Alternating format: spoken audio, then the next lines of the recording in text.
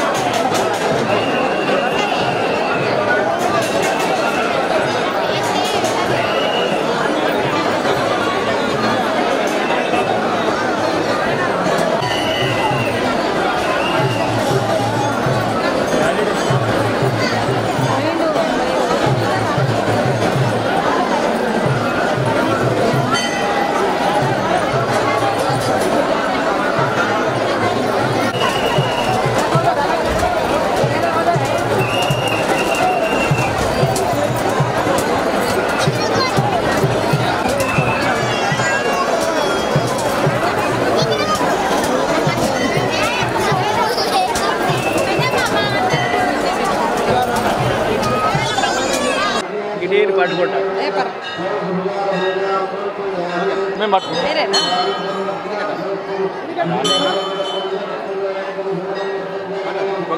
శివరాత్రిని పురస్కరించుకొని దుబ్బరాజన్న దేవాలయానికి విచ్చేస్తున్న సమస్త భక్తజనులందరికీ మహాశివరాత్రి శుభాకాంక్షలు. ఈరోజు లక్షలాది జనాభా భక్తులు స్వామివారిని దర్శించుకునేందుకు దేవాదాయ ధర్మాదాయ శాఖ తరఫున ప్రత్యేకమైన క్యూ లైన్లు, విఐపి, డోనర్ మరి అభిషేకానికి సంబంధించి ప్రత్యేక లైన్లు ఏర్పాటు చేయడం జరిగింది.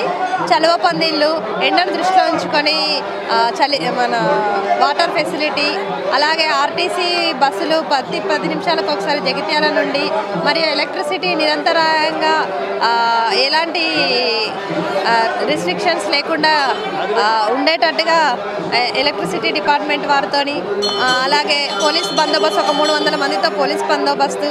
మరి ఇంతమంది భక్తులు వస్తున్నారు కాబట్టి దేవాలయంలో పారిశుద్ధ్య నిర్వహణకు గాను ఎంపీడీఓ గారి ఆధ్వర్యంలో 108 మంది సిబ్బందితో ప్రత్యేక పారిశుద్ధ్య కార్యక్రమాలని నిర్వహిస్తున్నాము. వివిధ డిపార్ట్మెంట్ల సహాయ సహకారాలతో వారితో సమన్వయం అవుతూ జాతరకు సంబంధించిన ఏర్పాట్లని సక్సెస్ఫుల్గా చేసుకున్నాం. మేము భక్తులను కోరేది ఒకటే, అందరూ మంచి నిబద్ధతతో ప్రశాంతమైన వాతావరణంలో ఎంతో దూరం నుండి వస్తారు, స్వామివారిని ప్రశాంతంగా దర్శనం చేసుకొని హ్యాపీగా వాళ్ళ ఇళ్ళకి చేరుకోవాలని కోరుకుంటున్నాం. శ్రీ దుబ్బరాజేశ్వర స్వామి దేవస్థానం ఇందట్ల, కోనాపూర్, జగిత్యాల జిల్లా. ఇది అతి పురాతనమైన దేవస్థానం. దీనిని సుమారు 200 సంవత్సరాల క్రితం ఇక్కడ నిలిచింది అని అప్పటి పెద్ద మనుషులు చెప్పగా మేము ఉన్నది. అట్టి యొక్క శివలింగాన్ని కొంతమంది చూసి మా తాతగారు, ముత్తాతగారు, 4వ తాత అయినటువంటి సాంబయ్య గారు, తమ్మల సాంబయ్య గారు చెప్తే వారు వచ్చి బ్రాహ్మణులతోని దాన్ని పునఃప్రతిష్ఠ చేసి వారే పూజలు నిర్మించారు. వారి తదనంతరం వారి కుమార్తెకు తమ్మల దుబ్బమ్మ గారు వారు ఇక్కడ ఆలయాన్ని 1948లో మొదలుపెట్టి 46 వరకు కంప్లీట్ అయింది. అప్పుడున్న ఆర్థిక ఇబ్బందులతో అప్పటి నుండి 82 దాకా మా తమ్మల వారి కంట్రోల్లోనే ఒక టెంపుల్ ఉండే. ఆ తర్వాత 82లో ఎండోమెంట్ దేవాదాయ ధర్మాదాయ శాఖ వారు ఆధీనంలో తీసుకొని అప్పుడు ట్రస్ట్ బోర్డు నిర్మించి వేసింది. దాని పర్యవసానంగా కొంత వర్క్ నడిచింది. తదనంతరం ఫౌండర్ ఆఫ్ ట్రస్టీస్ వేయాలని సుప్రీంకోర్టు తీర్పు ప్రకారం మళ్ళీ ఒక ఆర్డర్ ఇస్తే దాని ప్రకారం మమ్మల ఫౌండర్ ఆఫ్ ట్రస్టీ కింద చైర్మన్ చేసుకున్నారు. 96లో కూడా మాకు ఉత్తర్వులు జారీ చేశారు. మా వంశంలో ఎవరైనా ఒకళ్ళ బాగా మంది ఉంటే ఒకళ్ళ తర్వాత ఒకరు చైర్మన్ ఉండాలనేటువంటి ఆర్డర్ చేసింది. అప్పటి నుండి మేమే దీనికి కంటిన్యూ అవుతుంది. మా శాతమైనంత మంది భక్తుల సహకారంతో టెంపుల్ యొక్క నిధులు మిగులుతాయి. ఖర్చులు ఎక్కువ అవుతున్నాయి. 36% వైపు 42% అయ్యాయి. ఆ ఇబ్బందుల వల్ల మేము ఏం చేయలేకపోతున్నాం. భక్తుల సహకారంతో అక్కడ 5 రూములు వేసాం. దాని 5 రూముల మీద కూడా వేసింది. కవిత, శ్రీమతి కల్వకుంట్ల కవిత గారు 86 లక్షల రూపాయలు రాజగోపురం ప్రకారం వచ్చారు.